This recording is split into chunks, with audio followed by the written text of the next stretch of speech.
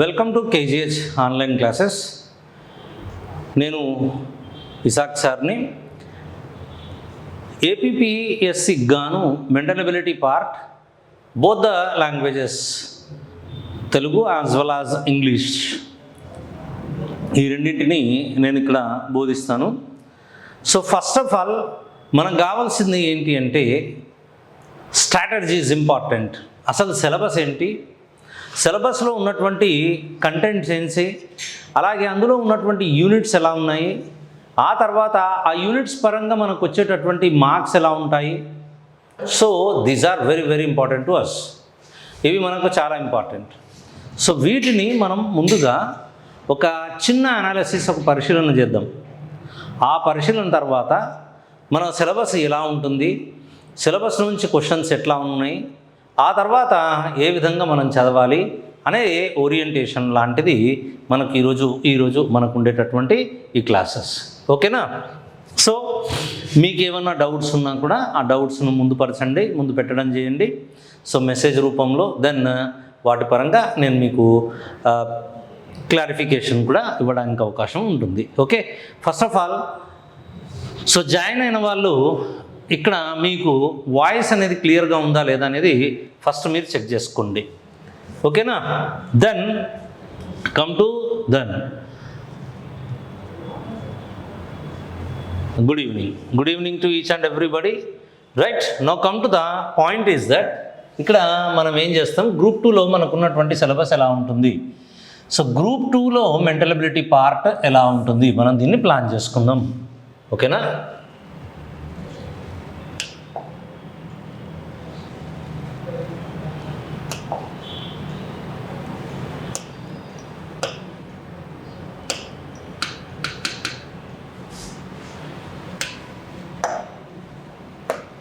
ఓకేనండి.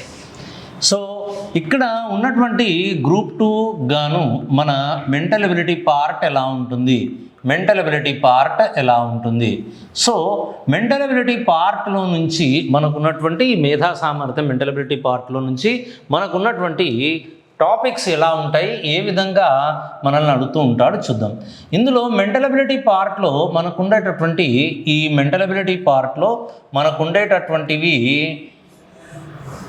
టాపిక్స్ ఎలా ఉంటాయి చూద్దాం. ఫస్ట్ టాపిక్, ఆ తర్వాత సెకండ్ వన్, ఆ తర్వాత థర్డ్ వన్. ఇవి మనకున్నటువంటి యూనిట్స్. ఫస్ట్ యూనిట్లో ఏం అడుగుతున్నాడు, లాజికల్ రీజనింగ్ అడుగుతున్నాడు. లాజికల్ రీజనింగ్ కంటెంట్ ఇచ్చాడు, లాజికల్ రీజనింగ్ అడిగాడు. ఆ తర్వాత రెండవది మనల్ని అడిగినటువంటిది mental ability, general mental ability అంటాం, లేదా జనరల్ రీజనింగ్ పార్ట్ అంటాం. మెంటల్ ఎబిలిటీ అడిగాడు, ఎబిలిటీ. ఆ తర్వాత మూడవది మనకి ఇచ్చినటువంటిది బేసిక్ న్యూమరసీ ఇచ్చాడు, బేసిక్ న్యూమరసీ. ఓకేనా? సో మనకు బేసిక్గా మనకి ఇచ్చినటువంటి మెంటల్ ఎబిలిటీ పార్ట్లో మనకు ఇక్కడ 3 కంటెంట్ ఇచ్చాడు. ఇందులో మనకు 30 మార్క్స్ మనకు స్కోర్ చేయాల్సింది. ఓకేనా? 30 మార్క్స్ ఇవ్వడం జరిగింది. అయితే నార్మల్గా మనం ఏం భావిస్తాము అంటే ఇక్కడ logical reasoning, mental ability, basic numeracy 3 యూనిట్లు ఇచ్చాడు కాబట్టి ప్రతి యూనిట్లో మనకు 10 మార్కుల చొప్పున విభజన జరుగుతుంది అనే ఆలోచన మనకు కనిపిస్తుంది. కానీ అలాంటిది ఉండదండి. ఇక్కడ లాజికల్ రీజనింగ్లో నుంచి మ్యాక్సిమం 4 క్వశ్చన్స్ అడగడానికి అవకాశం ఉంటుంది. మెంటల్ ఎబిలిటీలో నుంచి దాదాపుగా 12 నుంచి 13 క్వశ్చన్స్ అడగడానికి అవకాశం ఉంటుంది. బేసిక్ న్యూమరసీలో కూడా దాదాపుగా మనకు 12 నుంచి 13 క్వశ్చన్స్ అడగడానికి అవకాశం ఉంటుంది.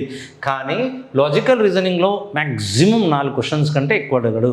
గతంలో మనం చెక్ చేసుకుంటే లాజికల్ రీజనింగ్లో మొన్న 2025లో మనకు జరిగినటువంటి క్వశ్చన్ పేపర్ని మనం జాగ్రత్తగా అనాలిసిస్ చేస్తే 2 క్వశ్చన్స్ అడిగాడు. అందులో ఒకటేమో అజంప్షన్స్ అడిగాడు, రెండవదేమో కంక్లూజన్ అడిగాడు. ఇచ్చినటువంటి టాపిక్స్ ఏమో అందులో 4 ఉన్నాయి, కానీ అందులో నుంచి వచ్చినవి మాత్రం కేవలం 2 వచ్చాయి. ఆ తర్వాత మెంటల్ ఎబిలిటీలో నుంచి దాదాపుగా మనకు 12 క్వశ్చన్స్ వచ్చాయి. కాకపోతే ఇందులో నుంచి 3 క్వశ్చన్స్ని ఎలిమినేట్ చేయడం జరిగింది. అంటే 12 + 3 15 క్వశ్చన్స్ అడిగాడు. కాకపోతే 3 క్వశ్చన్స్ని డిలీట్ చేయడం జరిగింది.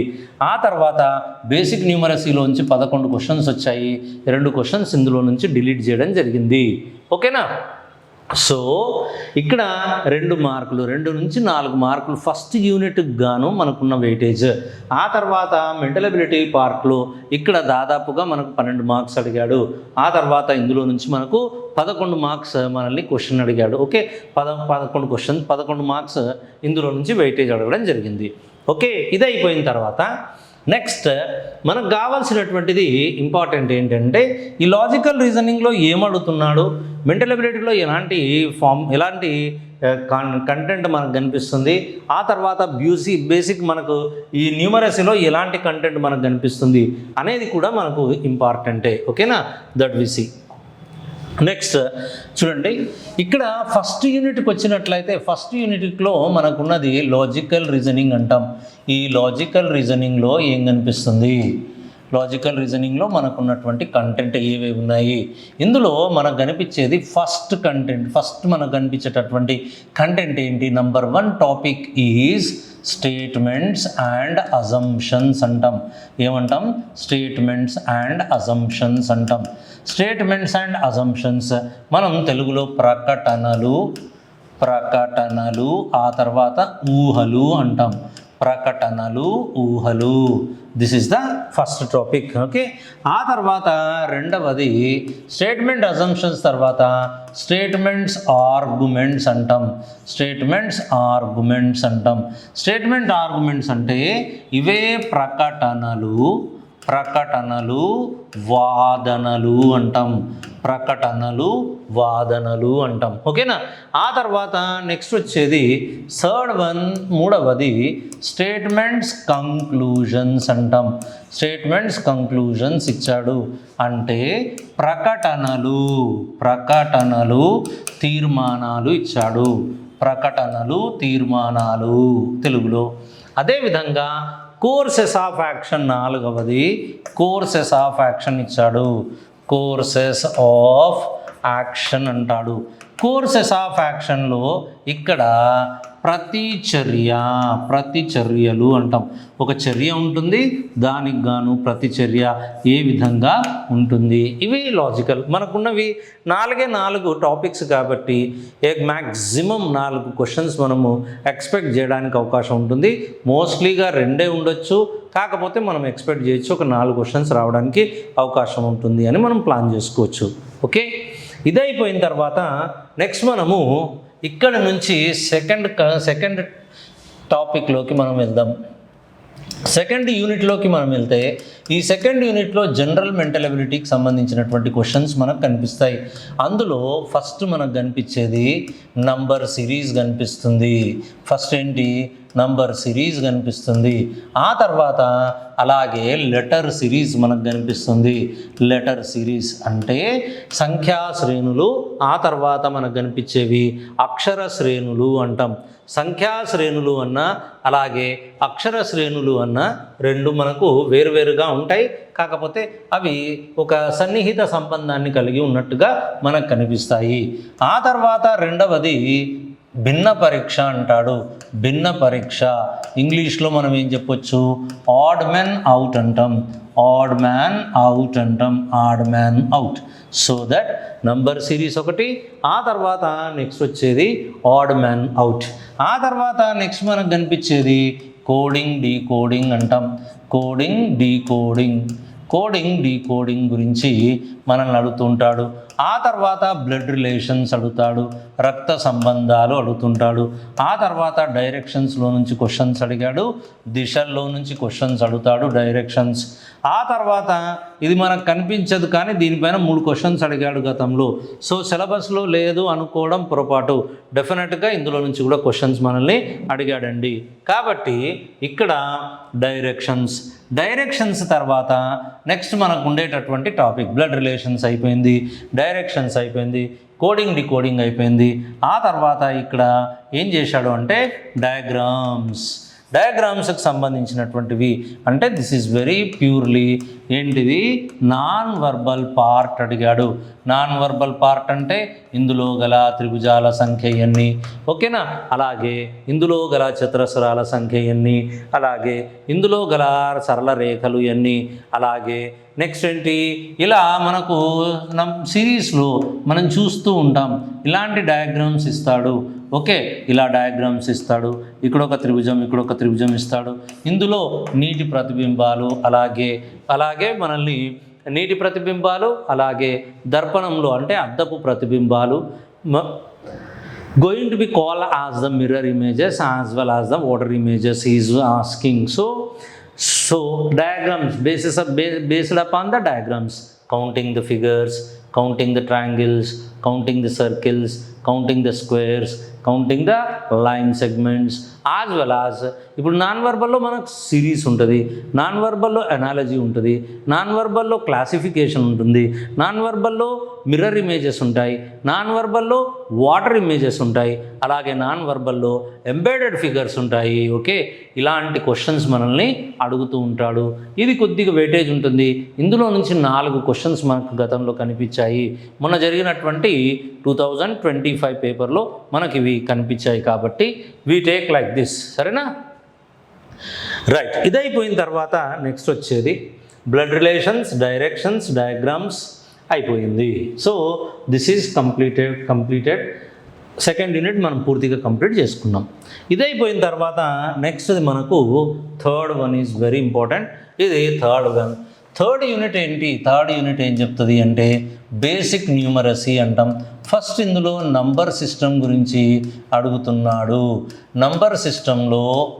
నంబర్ సిస్టంలో నుంచి 2 క్వశ్చన్స్ వచ్చాయి. డివిజిబిలిటీ అడిగాడు, ఆ తర్వాత యూనిట్స్ ప్లేస్ అడగొచ్చు, నంబర్ ఆఫ్ ఫ్యాక్టర్స్ అడగొచ్చు, ఎల్సిఎం అడగొచ్చు, జీసీడీ అడగొచ్చు, ఓకేనా? So all are comes under in the number series. మొన్న అయితే మనల్ని అడిగింది ఏమడిగాడు? డివిజిబిలిటీ అంటాం, ఓకేనా? డివిజిబిలిటీ అడిగాడు. ఇదైపోయిన తర్వాత నంబర్ సిస్టమ్ తర్వాత నెక్స్ట్ మనకు second one is that number system తర్వాత నెక్స్ట్ మనకు కనిపించేటటువంటిది రేషియో అండ్ ప్రపోర్షన్ ఇచ్చాడు. ఇది అడిగాడు. అంటే కంటెంట్లో ఇది ఉంది. అలాగే యావరేజెస్ అడిగాడు, యావరేజెస్ ఇచ్చాడు, కంటెంట్లో ఉంది. అలాగే next one is that ratio proportions తర్వాత he's asking us the percentages ఉంది. అలాగే నెక్స్ట్ మనకు పర్సంటేజ్ తర్వాత simple interest and compound interest అడిగాడు. ఆ తర్వాత టైమ్ అండ్ వర్క్ ఇచ్చాడు. ఆ తర్వాత టైమ్ అండ్ డిస్టెన్స్ ఇచ్చాడు, ఓకేనా? These are the questions that he has given. ఇదే కాకుండా నెక్స్ట్ మనకు ఇంకొక టాపిక్ ఉంది ఇంపార్టెంట్. ఏంటి? Data interpretation. ఈ డేటా ఇంటర్ప్రిటేషన్లో we have the four topics. ఒకటేంటి?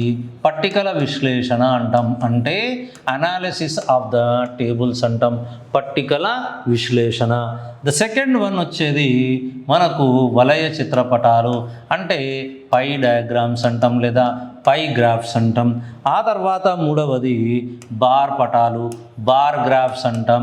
ఆ తర్వాత 4వది రేఖీయ చిత్రపటాలు, ఇది లైన్ గ్రాఫ్స్ అంటాం. సో ఈ విధంగా మనకున్నటువంటి కంటెంట్ ఈ విధంగా ఇక్కడ ఇవ్వడం జరిగింది. Okay, so this is over. ఇక్కడ ఫస్ట్ వన్ వచ్చింది, ఆ తర్వాత సెకండ్ వన్ వచ్చింది, ఆ తర్వాత థర్డ్ వన్లోకి మనం ఎంటర్ అయ్యాం. థర్డ్ వన్ ప్యూర్గా మనల్ని ఏం అడుగుతున్నాడు? అర్థమెటిక్లో నుంచి క్వశ్చన్స్ అడుగుతున్నాడు. పర్సంటేజెస్లో ఒక క్వశ్చన్ అడిగాడు, లెంతీ క్వశ్చన్ అడిగాడు.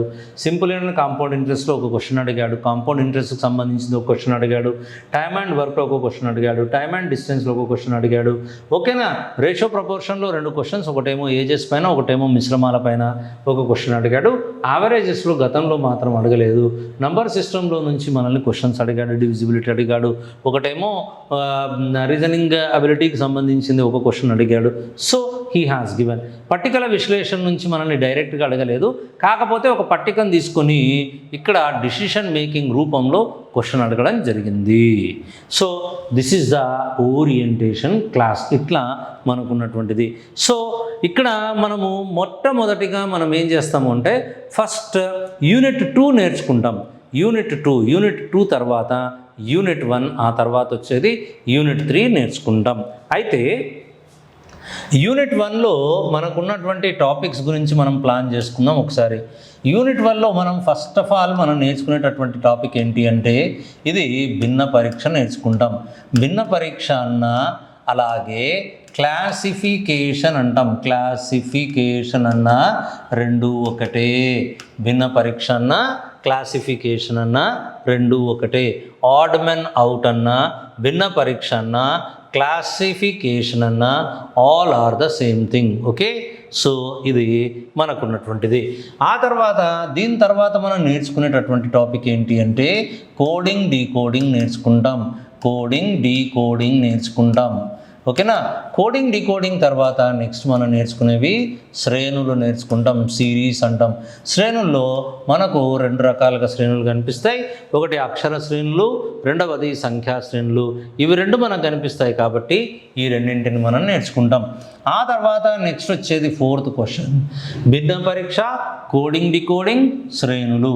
ఆ తర్వాత రక్త సంబంధాలు, బ్లడ్ రిలేషన్స్ నేర్చుకుంటాం. ఆ తర్వాత 5వది డైరెక్షన్స్ నేర్చుకుంటాం. ఓకే, డైరెక్షన్స్ నేర్చుకుంటాం. దెన్ ఆఫ్టర్ 6th వన్ మనం ఏం చేస్తాం, నాన్ వర్బల్కి సంబంధించినటువంటి క్వశ్చన్స్ ఫామ్ చేసుకుంటాం. నాన్ వర్బల్లో బోలెడన్ని మనకున్నాయి. ఒకటేమో సిరీస్ అంటాం, మళ్ళీ దీంట్లో శ్రేణులు వస్తాయి. ఒకటేమో క్లాసిఫికేషన్, ఆడ్ వన్ అవుట్ అంటాం. ఒకటేమో అనాలజీకి సంబంధించింది క్వశ్చన్ అడుగుతుంటాడు. ఒకటేమో అనలిటికల్ రీజనింగ్లో మనకు కావాల్సినటువంటి పడాల సంఖ్య ఎంత, కౌంటింగ్ ది డయాగ్రామ్స్, ఇవి నేర్చుకుంటాం మనం. అట్లాగే ఇంకా మనకు ఎంబెడెడ్ ఫిగర్స్ నేర్చుకుంటాం. ఆ తర్వాత అద్దంలో ప్రతిబింబాలు నేర్చుకుంటాం. ఆ తర్వాత నీటిలో ప్రతిబింబాలు నేర్చుకుంటాం. సో ఇది మనకున్నటువంటి ఓరియంటేషన్, బేసిక్గా మనకు ఉండేటటువంటి ఈ విధానం. సో భిన్న పరీక్ష, కోడింగ్ డీకోడింగ్, శ్రేణులు, blood relations, directions, non verbal నేర్చుకున్న తర్వాత మనం వీటిపైన కొంత ఎక్సర్సైజ్ వర్క్ చేస్తాం. ఇదైపోయిన తర్వాత నెక్స్ట్ మనం ఏం చేస్తామంటే లాజికల్ రీజనింగ్ నేర్చుకుంటాం. Logical reasoning. ఓకే, ఈ లాజికల్ రీజనింగ్లో మొట్టమొదటి టాపిక్ ఏంటి అంటే స్టేట్మెంట్స్ అజంప్షన్స్ నేర్చుకుంటాం. స్టేట్మెంట్స్ అజంప్షన్స్ అంటే ప్రకటనలు, ఊహలు. తర్వాత వచ్చేది స్టేట్మెంట్స్ ఆర్గ్యుమెంట్స్ నేర్చుకుంటాం. ఆ తర్వాత ప్రకటనలు, వాదనలు. ఆ తర్వాత స్టేట్మెంట్స్ అండ్ కంక్లూజన్స్ నేర్చుకుంటాం. ఆ తర్వాత 4th మనం నేర్చుకునేది కోర్సెస్ ఆఫ్ యాక్షన్ అంటాం. Courses of action. ఓకే, చర్య ప్రతిచర్యలు అంటాం. ఆ ప్రతిచర్యల గురించి నేర్చుకుంటాం. ఓకే, ఇది మనకున్నటువంటి స్ట్రాటజీ. చూడండి, 100కి 100% మనకు 30 మార్కులకు గాను డెఫినెట్గా 30కి 30 సాధించే విధంగా మనం ప్లాన్ చేసుకోవడానికి ప్రయత్నం చేస్తాం. ఓకే, అలాగే ఇదైపోయిన తర్వాత నెక్స్ట్ మనకు ఉన్నటువంటిది బేసిక్ న్యూమరసీ. ఈ బేసిక్ న్యూమరసీలో ఫస్ట్ అయితే మనం ఏం ప్లాన్ చేస్తామంటే రేషియో అండ్ ప్రపోర్షన్ మనం నేర్చుకుంటాం. ఆ తర్వాత విల్ అబౌట్ ద యావరేజెస్ నేర్చుకుంటాం. ఓకే, ఆ తర్వాత నెక్స్ట్ వచ్చేది మనం పర్సంటేజ్ నేర్చుకుందాం. ఆ తర్వాత ప్రాఫిట్ అండ్ లాస్కి సంబంధించినటువంటి ప్రాబ్లమ్స్ నేర్చుకోవాలి. ఆ తర్వాత simple interest and compound interest together నేర్చుకోవాలి. ఆ తర్వాత టైమ్ అండ్ డిస్టెన్స్. ఆ తర్వాత మనకు వచ్చేది time and work, time and distance అంటాం. ఈ రెండు మనం ప్లాన్ చేసుకుంటాం. ఓకే, ఇదైపోయిన తర్వాత నెక్స్ట్ మనం ఏంటి గ్రాఫిక్స్ సంబంధించింది మనము ఇక్కడ డేటా ఇంటర్ప్రిటేషన్ నేర్చుకుంటాం. డేటా ఇంటర్ప్రిటేషన్ మళ్ళీ మనం 2 రకాలుగా విభజన చేస్తాం. ఒకటేమో టేబుల్ అనాలిసిస్ అంటాం, రెండవదేమో గ్రాఫ్స్ అంటాం. ఈ గ్రాఫ్స్లో మళ్ళీ మనకు 3 కనిపిస్తాయి. ఒకటేమో మనం నేర్చుకునేది పై గ్రాఫ్స్ నేర్చుకుంటాం, బార్ గ్రాఫ్స్ నేర్చుకుంటాం. ఆ తర్వాత నెక్స్ట్ వచ్చేది లైన్ గ్రాఫ్స్ నేర్చుకుంటామండి. Okay, this is the strategy. ఈ స్ట్రాటజీతో ముందుకెళ్తాం. ఓపిక్గా క్లాసెస్ జాగ్రత్తగా వినండి. ఆ తర్వాత మీకున్నటువంటి మీకున్నటువంటి డౌట్స్ కానీ మీకున్నటువంటి clarifications, what ever the clarifications you required, అవన్నీ కూడా మనం ఇక్కడ ప్లాన్ చేసుకుంటాం. ఈ కోర్స్ అనేది బైలింగ్వల్లో ఉంటుంది, యాజ్ వెల్ యాజ్ ఇంగ్లీష్, తెలుగులో రెండింటిలో మనము దీన్ని ప్లాన్ చేసుకుని ముందుకెళ్తుంటాం. సరేనా? సో దిస్ ఈజ్ ఈరోజు నేను మీకు ఈ ఓరియంటేషన్ ఈ విధంగా ఈరోజు లేట్ కూడా అయ్యింది. ఓకే, సో ఇక్కడ మనము సబ్జెక్ట్ పరంగా ఇప్పుడే ఎంటర్ కాకుండా సో ఓవరాల్గా మనకు ఉండేటటువంటి 30 క్వశ్చన్స్ని ఎలా మనం ప్లాన్ చేసుకుంటున్నాం అనేది మనం నేర్చుకున్నాం. ఆల్రెడీగా నేను చెప్పాను ఏంటి, యూనిట్ 1లో మనకు ఎన్ని మార్కులు వస్తున్నాయి, 2 మార్కులు వచ్చాయి గతంలో. యూనిట్ 2లో నుంచి 12 మార్కులు వచ్చాయి. అలాగే యూనిట్ 3 నుంచి 11 మార్కులు వచ్చాయి. ఇవన్నీ కలిపితే 25. మనకున్నాయి 30లో నుంచి ఒక 5 క్వశ్చన్స్ డిలీట్ చేశాడు, 25. కాబట్టి 25. ఈ 5 క్వశ్చన్స్ ఒకటేమో క్యాలెండర్లో ఉంది, ఒకటేమో గడియారాలకు సంబంధించింది. ఓకే, అలాగే నెక్స్ట్ మనకు గడియారాలు, క్యాలెండర్, ఆ తర్వాత నెక్స్ట్ మనకు ఉన్నటువంటి కొన్ని టాపిక్స్ ఏవి, జస్ట్ లైక్ ప్రాఫిట్ అండ్ లాస్లో కూడా ఒక క్వశ్చన్ తప్పు ఉంది. ఆ క్వశ్చన్ని కూడా ఏం చేశాడు, డిలీట్ చేసుకున్నాడు. సో దట్ ఈ విధంగా జరిగింది. ఓకేనా, సరేనండి, డన్. ఓకే, సో మిగతా అంశాలన్నింటినీ కూడా మనం ఏం చేద్దాం, నెక్స్ట్ క్లాస్లో we will go with the reasoning టాపిక్లో. రేపటి క్లాస్లో మనము భిన్న పరీక్షతో ముందుకు వెళ్దాం. ఓకే, సో అప్పటి వరకు good night, have a nice day, bye bye, see you. Thank you very much.